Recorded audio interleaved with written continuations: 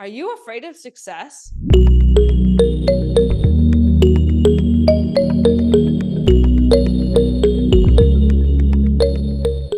When I realized I was afraid of success, I was quite surprised how many other people could relate. In this video, I share an article by BetterUp. It discusses what is fear of success? What does it look like? Where does it stem from? And what can we do about it so that we can stop getting in our own way and live the life that we truly desire? If this topic resonates with you, make sure to tune in.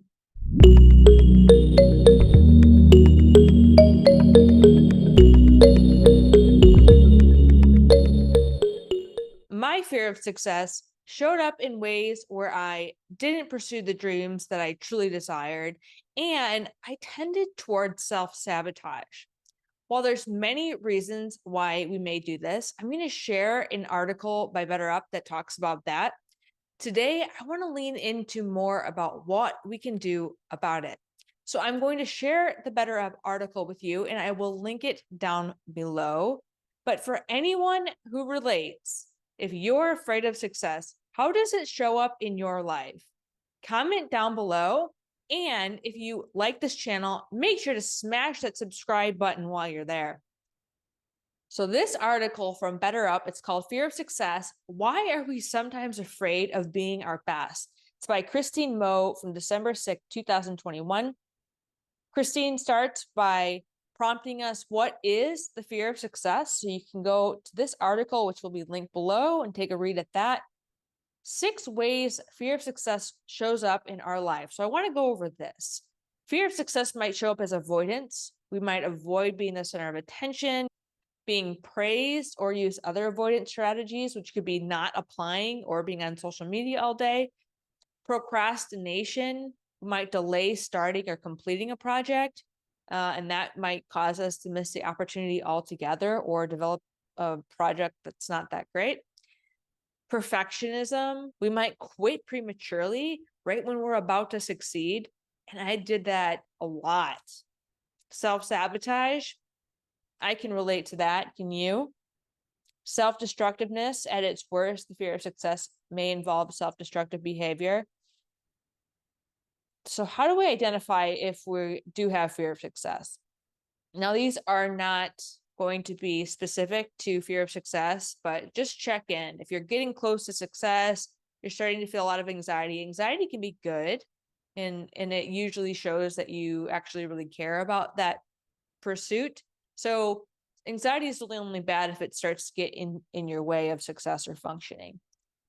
Guilt, you might feel a sense of guilt if you attained success, and we might not accept accomplishments, or if you got the highest score and you were praised for that, you might start to kind of cower down and feel shame. Discomfort, you might feel uncomfortable pushing yourself towards goals that require growth. And this is interesting because I'm a recovering perfectionist, and that was very fixed thinking. And then I saw how that restricted me and it didn't allow me to grow. So if we have black and white thinking, that can actually stump our growth. And if we really embrace this growth mindset, it can help us to get outside of our comfort zone and actually get a lot farther. You might feel pressure if you have another project on the line. When our worth often is reliant on our performance, and we constantly are performing well, and because you're performing well, you may be getting more projects because you do them well, then it's when is that ever going to end? And then if you do something really great, you might be afraid that you can't do it that great again. And all those emotions and thoughts can come up and be quite uncomfortable if we don't really recognize and process through them. Lack of motivation. If you're afraid of success, it might come across that you don't try, and that could be perceived as laziness, but it might be the fear of success. 8 causes for fear of success. So we're going to skip that for today's discussion here. But of course, what are the consequences? We're holding ourselves back. It might negatively impact your life satisfaction. And now here's what I really want to focus on today. What can we do about it? So if you're resonating, you have fear of success, have you really sat with it and started to challenge it. And if you have, I'd love to hear from you. What did you do? Please share that below. And here, this article's recommendations are: first, be curious and aware of your thoughts and actions. What are the messages that you're noticing are playing over and over in your head? And are they true? All right, do you have your own back? Are you cheering for yourself, or are you holding yourself back? And in response to your thoughts, how are you acting and what are the results? Journaling can be great. I love journaling. And if it's intentional and you're thinking about what are your thoughts, the responses in the world, and what is a vision for yourself? What would a life well lived look like? What are your greatest hopes and fears in accomplishing that vision? And if you prepare for the best and work outcomes of achieving success, how would you manage responding to both? As a person who tends towards the worst outcome considerations, I rarely allow myself to consider the best outcomes. And in not considering them, I was less likely to make them happen. Do you relate to that? So it's time to change that. That's what we're here to do. 3, reflect. Consider the possible fear of success and how it's shown up in your life and what were the outcomes.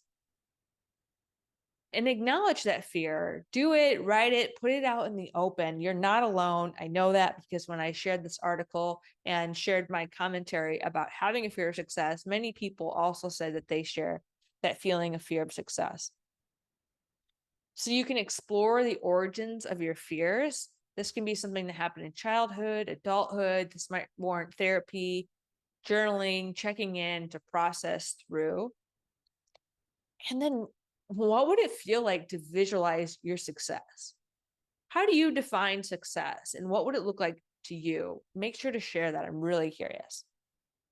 In self-care, many of you that tune in here are in healthcare, and we are so used to sacrificing ourselves for so long that it feels really unnatural leaning into this concept of self-care. I will admit that I did long distance running for a long time.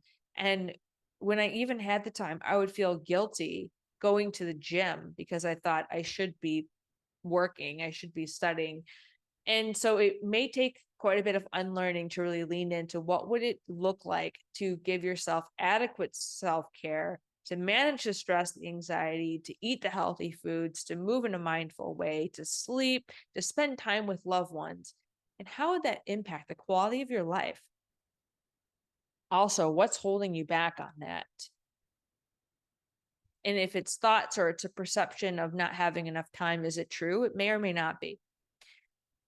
And 8, self-awareness. So being aware of the discomfort and sitting in it. Once we sit in it, we can really process through and just know you're not alone. You can find the communities like this one talking about it, and we can get some discussions going so that we can really start to process through so we no longer hold ourselves back. And we are going to do that in a compassionate way. I love how this article says, be gentle with yourself. We might grieve all the years spent beating ourselves down to build ourselves up, realizing that doesn't work. Lastly, here it says, remember, it's a lifelong journey. Be patient with yourself as you work to unravel the fear and reconstruct it with a positive expectation for upcoming success. So I would really enjoy hearing your thoughts on this article or your reflection on the takeaways I shared with you today.